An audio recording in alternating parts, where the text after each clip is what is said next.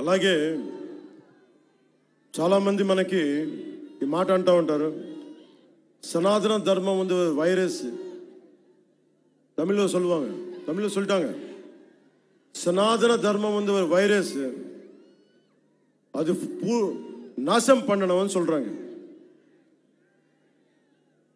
இந்த மாதிரி நிறைய பேர் சொல்லிருக்காங்க sir,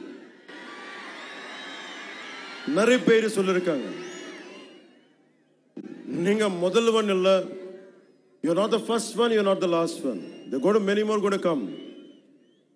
As Lord Tennyson says, men may come and men may go, but I go on forever. Not like in that manner, people like you might come and go, but Sanatana Dharma goes on forever.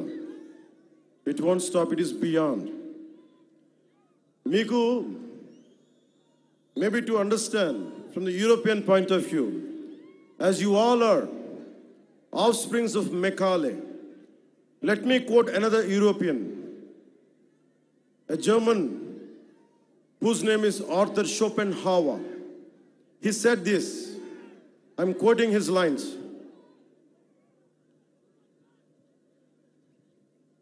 Anyone, Arthur Schopenhauer అనే ఒక German తత్వవేత్త మన సనాతన ధర్మం గురించి మాట్లాడింది. ఐరోపా నుంచి వచ్చి భారతదేశాన్ని మార్చేద్దాం, ముంచేద్దాం అంటే ఆయన ఒకటే వార్నింగ్ ఇచ్చారు వాళ్ళందరికీ. మీరు భారతదేశాన్ని సనాతన ధర్మాన్ని తీసేయడం అంటే ఒక కొండ శిఖరాన్ని, హిమాలయం లాంటి పర్వత శిఖరాన్ని తుపాకీతో కొడితే ఎంత పిచ్చి పనో ఇలాంటిది అదే అని.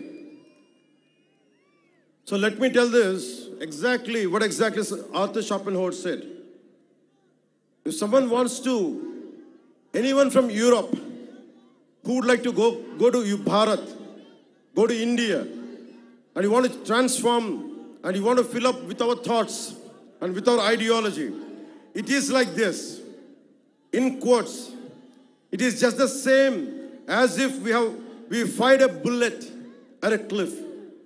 In India, our thoughts will not anytime take root.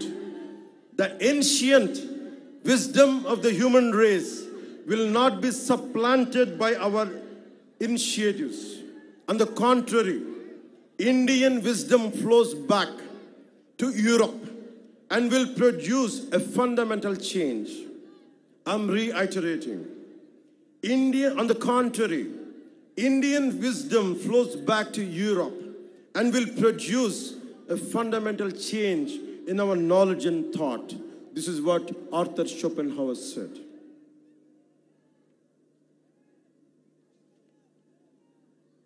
అందుకనే సనాతన ధర్మం ఉంది వైరస్, அது நான் நாச பண்ண போறேன், இதெல்லாம் சொல்லாதீங்க. உங்க மாதிரி ஆளு வந்திருக்காங்க, போயிருக்காங்க. சனாதன தர்மத்துக்கு எதுவுமே ஆகாது. நான் சொல்றேன், கடவுளோட பிளெஸிங் வாங்கிட்டு, பெருமாள் பிளெஸிங் வாங்கிட்டு நான் சொல்றேன், உங்களால எதுவுமே பண்ண முடியாது. எதுவுமே.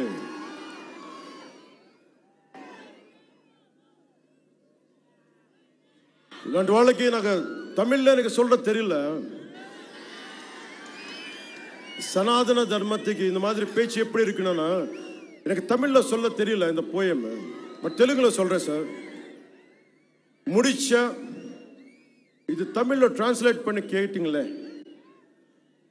రాహువు పట్టిన పట్టొక సెకండ్ అఖండమైన లోక బాంధవుడు అసలు లేకుండా పోతాడా? మూర్ఖుడు గడియారంలో ముళ్ళు కదలనీకుంటే ధరాగమనం అంతటితో తలకిందైపోతుందా? కుటిలాత్మల కూటమికి ఒక త్రుటి కాలం జయం వస్తే విశ్వ సృష్టి పరిణామం విచ్ఛిన్నం అవుతుందా? తనుచు లోకమేకంగా దారి కడ్డంగా నిల్చుంటే నర జాతి ప్రస్థానం పరిసమాప్తం అవుతుందా? புரிஞ்ச சனாதன தர்மத்துக்கு நிக்க போறாங்களா? நிக்க போறது ஆளுங்க எல்லாம் தமிழ்நாடுல, நம்ம தமிழ்நாடுல. இதை டிரான்ஸ்லேட் பண்ணி யாரு சொன்னாங்களோ சனாதன தர்மம் நாசம் பண்ணணும்னு வைரஸ் சொல்லி அவருக்கு இது டிரான்ஸ்லேட் பண்ணி சொல்லுங்க.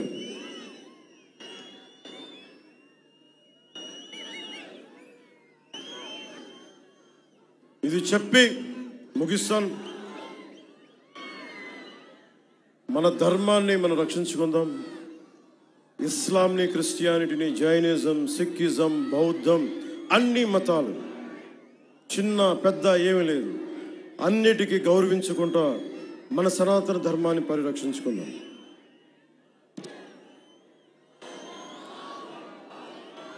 మన సనాతన ధర్మాన్ని మీరు కూడా నా చెప్పిన వెంట మీరు కూడా చేయండి. మన సనాతన ధర్మాన్ని మనం ఆరాధించుకుందాం. ఇస్లాం, క్రిస్టియన్, సిక్, బౌద్ధం మరియు అన్ని మతాలని గౌరవిద్దాం. మన సనాతన ధర్మం మీద దాడి జరిగినా, అపహాస్యం చేసిన, దూషించిన, ప్రాణాలొడ్డైనా సరే మనం సాయి శక్తుల రక్షించుకుందాం. జై భారత్, జై హింద్, జై హింద్, జై హింద్. ఓం నమో నారాయణాయ.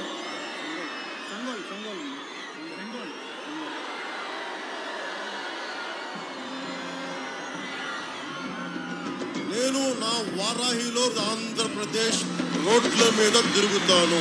అదే నా రస్తా. ఏ రస్తాలో మరణం కూడా మహాప్రబంధంగా ప్రతిధ్వనిస్తుందో అదే నా రస్తా.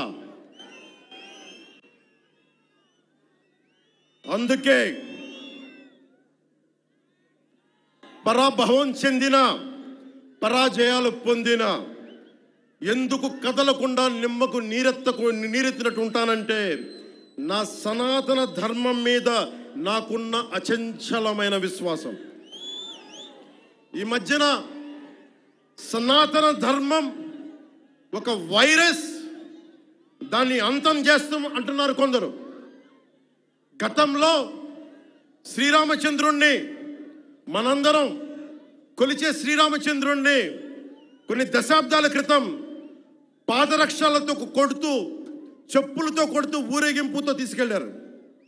మధ్యలో రామాయణం కల్పవృక్షం అని గొప్పగా చెప్తే, కాదు రామాయణం కల్పవృక్షం కాదు, రామాయణం విషవృక్షం అని అన్నారు. ఈ మధ్యలో రామతీర్థంలో శ్రీరామచంద్రమూర్తి విగ్రహం తల నరికేస్తారు. గత కొంతకాలంగా కల్తీ నెయ్యితోటి, జంతువు కొవ్వుతోటి కలిపిన ప్రసాదాలు ఏడుకొండల వాడికి నైవేద్యంగా పెడతారు. అదే ప్రసాదాలు ఆంధ్రప్రదేశ్ నుంచి 1,00,000 లడ్డులు చేసి ఆ కల్తీ నెయ్యితోటి అయోధ్య రాముడికి పంపిస్తారు. దేశ ప్రతిపక్ష నాయకుడు అయోధ్య రామాలయాన్ని ప్రారంభోత్సవాన్ని నాచ్ గానా సభగా చెప్తారు. ఆయన మా మనోభావాలు దెబ్బతినవు. The honorable opposition leader Sri Rahul Gandhi says Ayodhya ceremony, when he compares to it as a Nachigan Sabha, none of the Sanatani Hindus should not get hurt. We have to be happy about it. And you want the votes of all the Sanatani Hindus to get into the power, to be a political leader, to be in the opposition. And you want all the votes of Sanatani Hindus. But you don't respect Lord Rama. You might hate Modi ji. You might hate us. But don't you guys dare to talk about Lord Sri Rama.